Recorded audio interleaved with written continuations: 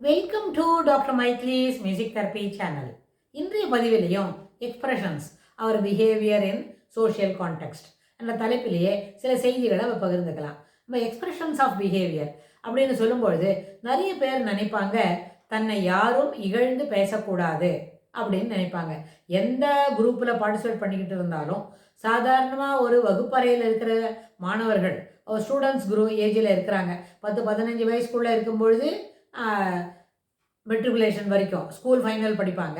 +2 படிக்கிறவங்க 17-18 வயசு இருக்கிறோம். அப்புறம் கல்லூரி பருவத்தில் இருப்பாங்க 20-25 வயசு வரைக்கும். அப்படின்னு சொன்னால் எந்த வயதுக்குள் இருந்தாலும், எந்த வயது வரம்பினை அதற்கு தாண்டாமல் இருந்தாலும் இன்னும் அதற்கு அதிகமாக போயிட்டு அவங்க அடல்ட்ஹுட்டில் இருக்கிறாங்க அப்படின்னு சொன்னால், அந்த நேரத்தில் கூட எந்த வயதில் இருக்கிறவங்களா இருந்தாலும் எப்படி எண்ணுவாங்க, தன்னை யாரும் இகழாமல் இருக்க வேண்டும்.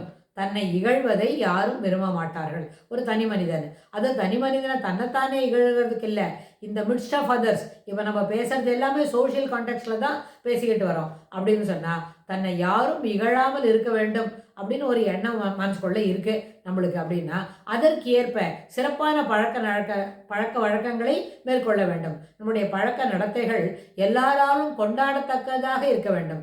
எல்லாரும் ஏற்றுக்கொள்ளக்கூடியதாகவும், சரியானதாகவும், நேர்மையானதாகவும், மேன்மையானதாகவும் அது அப்படி இருந்ததுன்னா தன்னை யாரும் இகழ்வதற்கு வாய்ப்பே இல்லை. அது அப்போ என்ன செய்யணும்? அப்போ மேலும் மேலும் சிறப்பான பழக்க வழக்கங்களை வளர்த்து கொள்ள வேண்டும். கம்ஃபர்ட் ஜோன், ஃபியர் ஜோன், என்ன ஃபியர் ஃப்ரீ ஜோன் அப்படின்லாம் நம்ம பார்த்தோம் சில பதிவுகளுக்கு முன்னாடி. அந்த அடிப்படையில் பார்க்கும்போது இந்த எப்பொழுதும் உயர்வாகவும் என்ன சிறப்பாகவும் உழைத்து கொண்டிருக்க வேண்டும் அப்படின்னு சொன்னால், அந்த உழைக்கக்கூடிய மனம் என்ன பண்ணணும்னு கேட்டால், தன்னை யாரும் இகழாமல் இருப்பதற்கு முக்கியத்துவம் கொடுக்கும். இகழாமல் இருப்பதற்கு வேண்டிய எல்லா செயல்பாடுகளையும் செய்யவும். அது அது அந்த முறையில் பார்க்கும்போது தான் இகழக்கூடிய எந்த செயல்களையும் எண்ணாமலும் இருக்க வேண்டும். அதுபோல் எண்ண ஓட்டங்களே தவறங்க. அப்போ எண்ண ஓட்டங்கள் சிறப்பாகவும் மேன்மையானதாகவும் இருந்தால் இகழக்கூடிய எந்த செயல்களையும் நம்ம செய்யாமல் இருக்க முடியும். அடுத்தது இதே அடிப்படையில் நம்ம இன்னொன்று கூட பார்க்கலாம். அப்படின்னு கேட்டால், தனக்கு எல்லாரும் தன்னை கொண்டாடணும். இகழாமல் இருக்கிறது ஒரு ஒரு பெர்ஸ்பெக்டிவ். அதனோட அந்த பெர்ஸ்பெக்டிவ், அந்த காயினோட அடுத்த சைடு என்ன, தன்னை எல்லாரும் கொண்டாட வேண்டும். அப்படின்னா என்ன, மனதளவு கூட இன்னொருத்தரோட சாமான், பிறர் பொருள் விழையாமை அப்படின்னு இருக்கணும். அப்போது மனதளவில் கூட இன்னொருத்தரோட பொருள் நம்மளுக்கு வேணும் அப்படின்னு நினைக்காம இருக்கணும். அப்படின்னு ஒரு வேளை பார்த்துட்டோம், அது நம்மளுக்கு வேணும்னு நினச்சா என்ன செய்யணும்? அதுபோல் அது என்ன விலை, எந்த கடையில் கிடைக்கும், எது போல் மார்க்கெட்டில் அது இருக்கும், அது என்ன சீசனல் ப்ராடக்டா, இல்லை இயர்லி ஹோல் இயரும் அவைலபிளா, வருடம் முழுவதும் கிடைக்கக்கூடிய ஒரு சாமானா, பதார்த்தமாக, சாப்பிட விஷயதா, இல்லை சமைக்கல தாண்டி வேக வச்சு சாப்பிடணுமா, இல்லை பச்சையாவை பயன்படுத்திக்கணுமா, இல்லை அது ஒரு என்ன இதுவா கலைப்பொருளாக, அதை வரவேற்பு அறையில் மாட்டக்கூடிய அலங்கார பொருளாக வச்சுக்கணுமா, இல்லை அது ஒரு உணவு உடை போலவா, உடையன்னா எப்படி உடுத்தி பார்க்கணும், எதானாலும் எந்த பெர்ஸ்பெக்டிவில் இருந்தாலும், எந்த கேட்டகரியில் இருந்தாலும் பிறர் பொருள் தனக்கு வேணும்னு நினைக்கக்கூடாது. அது போல் எண்ணமே தவறு. ஆனால் அது பார்த்தா ரொம்ப அழகாக இருக்குது, நல்லா இருக்குது, அது நம்மளை வச்சுட்டு நம்ம வீட்டில் வச்சுக்கலாம் அப்படின்னு தோணுறதுன்னு சொன்னால், அப்போ அதுபோல் வரக்கூடிய எண்ணங்களுக்கு அந்த எந்த பொருள் மேலே விருப்பப்பட்டமோ அந்த பொருள் எந்த வீட்டில் இருக்கோ அங்கே போய் அது எப்படி இருக்குது, அது எப்படி கிடைக்கும், அது என்ன தயார் பண்ணுறதா, உணவுப் பொருளாக சாப்பிடணுமா, வச்சு அழகு பார்க்கணுமா அப்படின்னு சொல்லி அது எல்லாவற்றையுமே கேட்டு தெரிஞ்சுட்டு அதுபோல் நம்மளும் ஒன்று வாங்கிக்க முயற்சி பண்ணலாம்.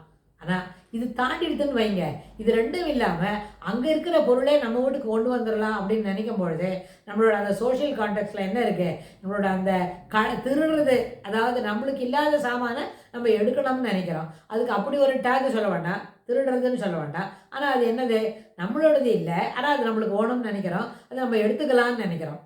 நம்மளுக்கு ரொம்ப வேண்டப்பட்டவங்களா வீட்டில் இருந்தாலும் சரி, நம்ம ஒரு புது இடத்துக்கு போயிருக்கோம், அங்கே இருந்தாலும் யாரோடதாக இருந்தாலும் அது எப்படி கிடைக்கும், how I can possess it அப்படின்னு நம்ம கேட்கணும். இதை நான் எங்கே போய் வாங்கிக்கலாம், எங்கே கிடைக்கும், எப்படி வாங்கினேங்க, you kindly tell me the route of it அப்படின்னு நம்ம கேட்டுக்கிட்டோன்னு வைங்க, அதுவே நம்மளுக்கு ஏற்புடையதாக அமையும்.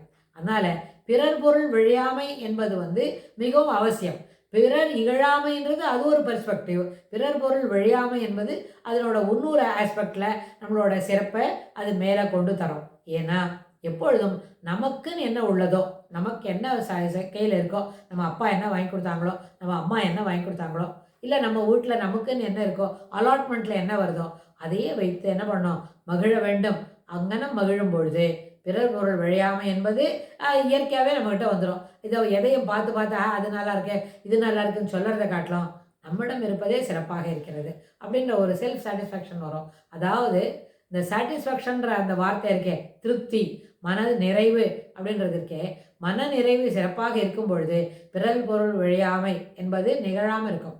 பிறர் பொருள் விழையாமை என்பது நம்மக்கிட்ட இருக்கிறதுலாம் சரியில்லைன்னு நினச்சா தான் ஹாய் எதுன்னு ஒன்று இது சரியாக இருக்குது, இது அழகாக இருக்குதுன்னு சொல்ல போகிறோம். நம்மக்கிட்ட இருக்கிற பொருளிலேயே என்ன மனநிறைவு ஏற்படுமாயின் பிறர் பொருள் விழையாமை என்ன அங்கே நிகழும். பிறர் பொருள் விழையாமை என்பது என்ன நடக்காது. பிறர் பொருளை பார்த்து நம்ம நல்லா இருக்குன்னு கூட சொல்லாமல் இருப்போமா இருக்கும். ஏன்னா நம்மிடம் இருக்கிற பொருள் நமக்கு மன நிறைவை அளிப்பதால்னு சொல்லி இந்த பதிவை நம்ம நிறைவு செய்கிறோம். இதுக்கு தொடர்புடைய செய்திகளை வரப்போகிற பகுதிகளில் பார்க்கலாம். தேங்க்ஸ் ஃபார் வாட்சிங்.